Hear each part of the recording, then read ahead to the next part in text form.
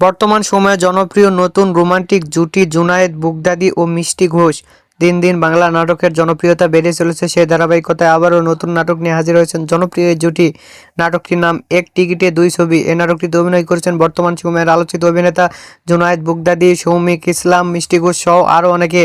এই নাটকটি রচনা ও পরিচালনা করেন রুবেল আনুশ। নাটকটি খুব শীঘ্রই বেঙ্গল স্টার এন্টারটেইনমেন্টের ইউটিউব চ্যানেলে প্রকাশিত হবে। আপনারা দেখতে চাইলে অবশ্যই বেঙ্গল স্টার এন্টারটেইনমেন্টের ইউটিউব চ্যানেলে চোখ রাখুন এবং নিয়মিত নতুন নতুন নাটকের আপডেট পেতে হলে অবশ্যই চ্যানেলটিকে সাবস্ক্রাইব করে রাখুন। পরবর্তী ভিডিওর জন্য অপেক্ষা করুন।